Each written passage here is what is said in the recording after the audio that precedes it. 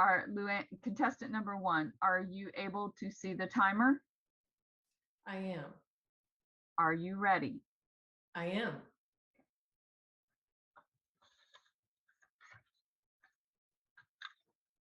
LouAnn Clark.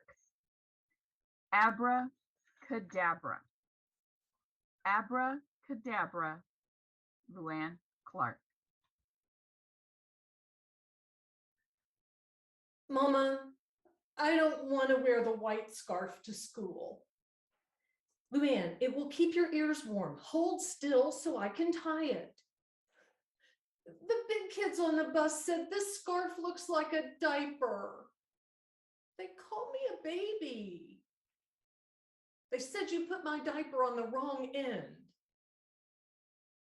My mother tied the scarf firmly under my chin and said, "Sticks and stones may break my bones, but words will never hurt me."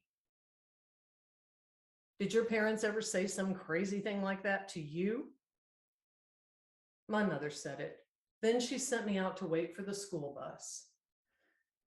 And there I stood, out in the cold, a 6-year-old loser, wearing a diaper on my head. Madam Contest Chair, fellow Toastmasters, and friends, do you know any magic words? I bet you aren't thinking, diaper. Maybe you think of hocus pocus, Shazam, or abracadabra.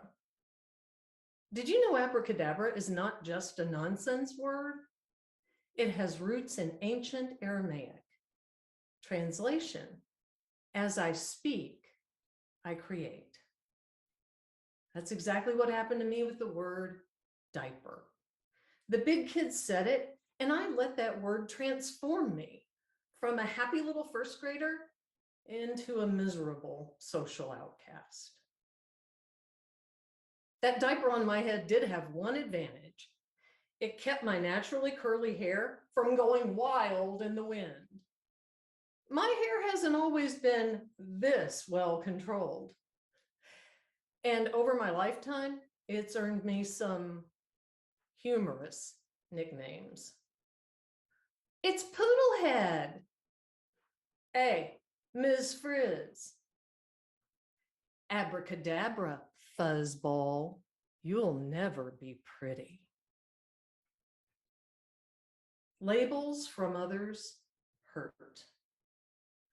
But have you ever tried to create motivation by slapping a label on yourself? Ever call yourself a name like slacker or slob? Did the label help you change, or did it just reinforce an identity you didn't want?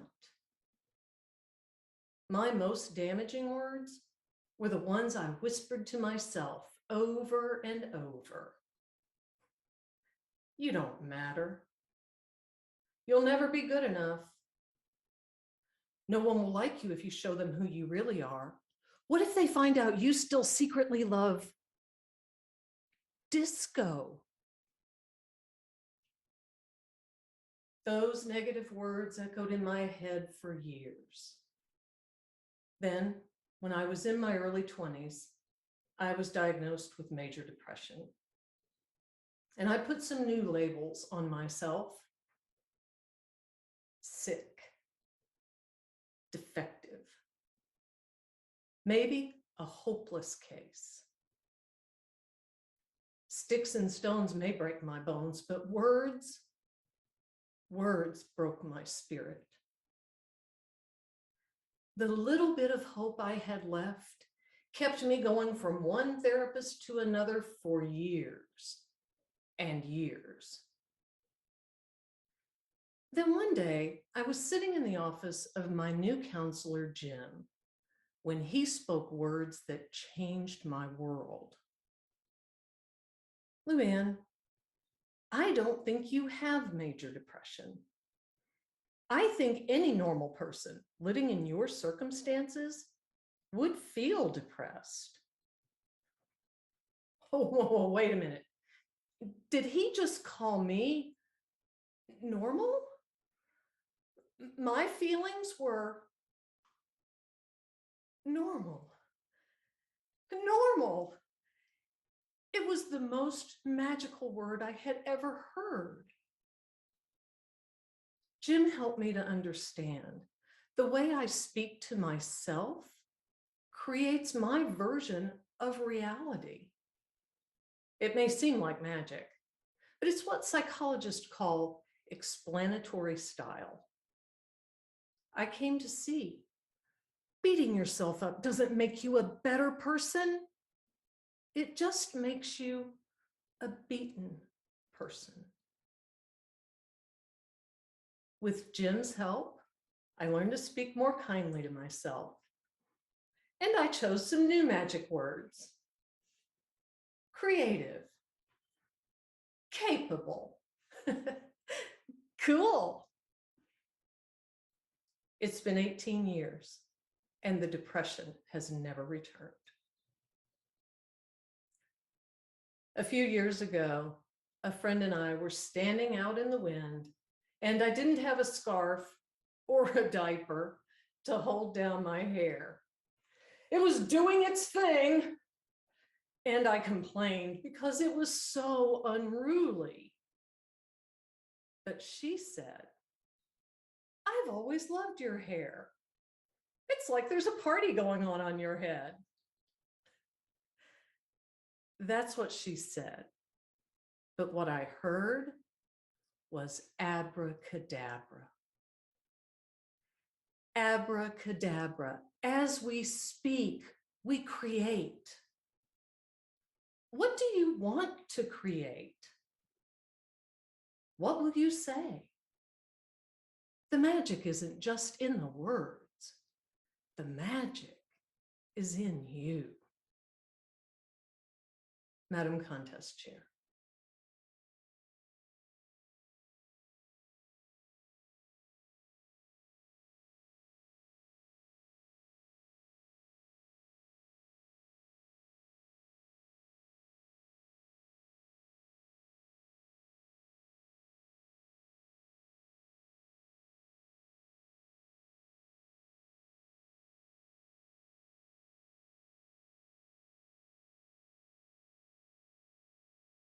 Ladies and gentlemen, let's welcome contestant number 3. Contestant number 3, are you comfortable with your speaking area? Yes. Are you ready? Yes. Can you see the timer? Yes. Carlos Calderin, I speak to win. I speak to win. Carlos Calderin.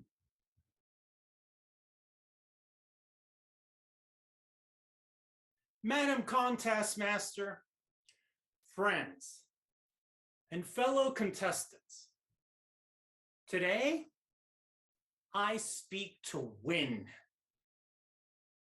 So there I was at the speech contest, and I gave what was obviously a winning speech. When it was time to announce the winner, I won, yes! Actually, they called the name of the guy sitting next to me. He got up, went up front, and they gave him my trophy. Huh? What happened? Then I realized what had happened.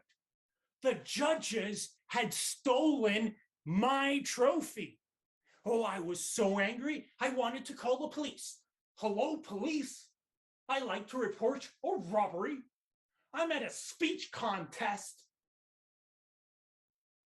Okay, I obviously did not call the police because my phone was dead and there were no phone chargers at the scene of the crime, which was very convenient for those criminals known as the judges.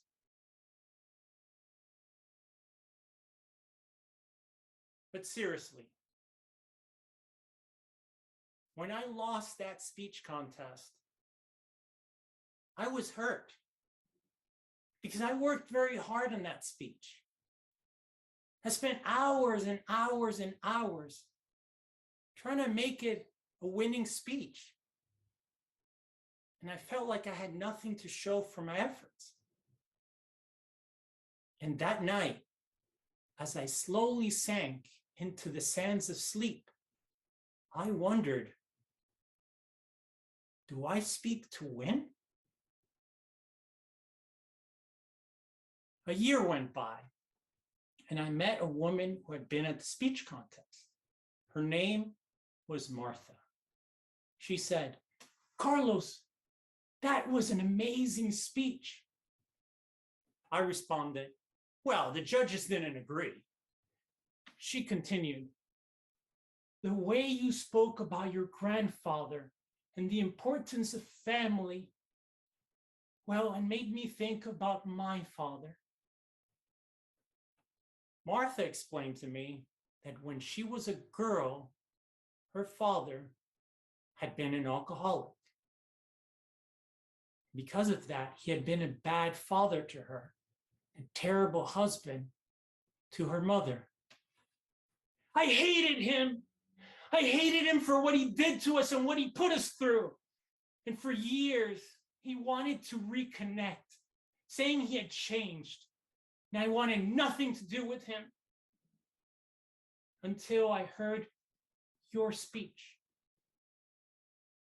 That night, I called him. A few days later, we met. We cried. We laughed. Cried some more. He apologized. And I forgave. Then a few months later, he died of the cancer I didn't know he had. If it had not been for your speech, I would have been trapped in a lifetime of pain and regret. Your speech changed my life. Thank you." Wow. My speech may have changed her life, but her words changed mine. For too long, I thought speaking to win was about a trophy. It's not, because trophies can break. I thought speaking to win was about the applause. It's not, because the applause eventually stops. No, speaking to win is about something that is unbreakable. Speaking to win is about something that is unstoppable. It is about the power of our words and the effect those words can have on those who hear them. For example, when we convince people with our words, we win their minds. When we inspire people with our words, we win their hearts. When our words transform lives and improve them, we are truly speaking to win. Now, I may have lost that speech contest, but I won Martha her freedom from her pain.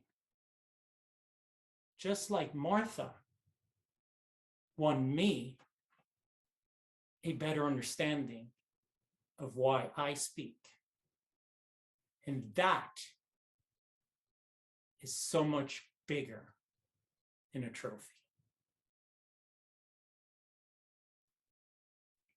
So the next time you speak at a family function or work event, or even at a speech contest,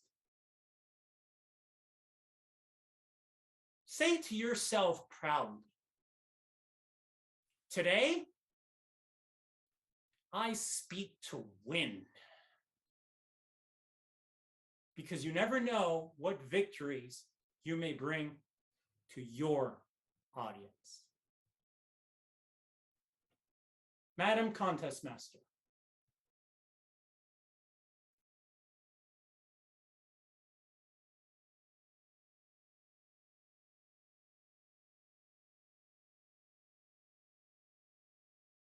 Ladies and gentlemen, let's welcome contestant number 4. Contestant number 4, are you ready? Yes, I am. Are you able to see the timer? Sure can. Donn King, lessons from my son. Lessons from my son, Donn King. If you had been with me that day on stage at Thompson Bowling Arena, getting ready to give the commencement speech, you would have been able to look out and see a sea of black gowns. You would have had the taste of Buddy's barbecue maybe lingering on your tongue as you heard the babble of happy families there to celebrate their loved one receiving a college degree. You might have looked out there in that sea of black and seen an empty chair covered with a white drape and a single red rose. And if at that moment you had glanced over at me, you would have seen me studying that chair, lost in thought, because that chair was there in honor of my late son, who was receiving a posthumous degree that night. Madam Contest Chair, fellow Toastmasters, and anyone who's ever lost a child, I would like to step out of my role as a professor and into my role as a student to share with you just a few of the lessons that I learned from one of my greatest teachers. His name was Barry Jonathan King, but when he was a child, we called him John John. I remember when he was about 5 years old. He was a chunky kid, and so for Halloween one year, we dressed him up as a pumpkin. Yeah, I know. But it was really cute, and as we went door to door, people would say, "Oh, what a sweet pumpkin, what a sweet pumpkin." And he was hearing all this, of course. When we went to the last door, the lady said, "What a sweet pumpkin. What's your name, son?" And he looked up and said, "My name is John John Sweet Pumpkin King." He knew. Lesson number 1, when you want to connect with people, listen to them and respond. A couple of years later, I was pastoring a church. We took the youth group on a trip to Cumberland Mountain State Park. Went there for a day of playing and picnicking and all that sort of thing. And John loved the swings. He spent the afternoon on the swings. In fact, when it came time to leave, I got everybody else in the van and I shouted, "John, time to go, come on." And he just looked at me and kept swinging. Barry Jonathan King, it is time to go. And he just gave me the stink eye and kept swinging. I thought, I'm going to have to drag this kid into the van. So I decided to move the van closer. The thing is, at Cumberland Mountain State Park, to do that, I needed to drive around a circular parking lot to get closer. He didn't know that's what I was doing. He just knew he saw the van pulling away. In my rearview mirror, I saw him launch out of that swing and come running across the parking lot, chugging as fast as his little legs would take him, shouting, "Don't leave me, Daddy. Don't leave me." It broke my heart. And as I pulled the van up and flung the door open, he leaped in. And I said, "Son, I would never abandon you. I was just circling around to get closer." The change in his face was like the sun coming out from behind a cloud. Lesson number 2, when you feel like you've been abandoned, it's not necessarily the case. There were lots and lots of lessons, more for him, more for me. Life got hard for John. His mother and I divorced, something he didn't understand. Heck, I don't understand it still. He developed brittle diabetes and kidney disease. He did a lot of the stupid stuff we all do as teenagers, but for him, it could literally have been fatal. And so one day I pulled him aside and I had a talk with him. And it went something like this: Jonathan, there are three kinds of people in the world. There are people who learn the easy way. There are people who learn the hard way. And there are people who don't freaking learn. You've already demonstrated you're not the first kind. It remains to be seen which of the other two you are. Bonus lesson: learn somehow, but learn. I'm pleased to say that he did learn, although in a lot of ways it was too late. He turned his life around. He went to college. He was pursuing a degree. He was getting his health under check, was on a transplant list. But then he wound up at the hospital 4 years ago with the flu. We were all sick that week. I didn't go see him because we were sick. One morning early, about 7 o'clock, the phone rang. On the caller ID, I could see it was him. By that time, he was going by Barry. I let Barry's phone call go to voicemail. A few minutes later, it rang again. I answered the phone. Barry, what are you doing calling so early? We're sick too. But it wasn't Barry. It was a nurse. Mr. King, I'm afraid I have some bad news. My John, sweet pumpkin, had left me behind. You know, people always say nice things at funerals. But what struck me at his memorial service was the specificity of the stories that people told me about the difference he made in their life. There was the young lady who said he was her first boyfriend. Her parents wouldn't let her date until they talked to him, and his character impressed them so much that they relented. There was the homeless guy that he snuck into his mama's basement so she wouldn't find out. Fed that guy and gave him a place to sleep. The friend that he got a job at Taco Bell where he worked that he said changed his life. Lesson number 3, live in such a way that you make an impact on other people's lives. In fact, here's your final exam. When you leave this event, I want you to pick up the phone and call somebody to tell them about the impact they have made on you. I didn't get that chance. And so when I graduate from this life, son, I hope you will circle back around for me. Madam Contest Chair.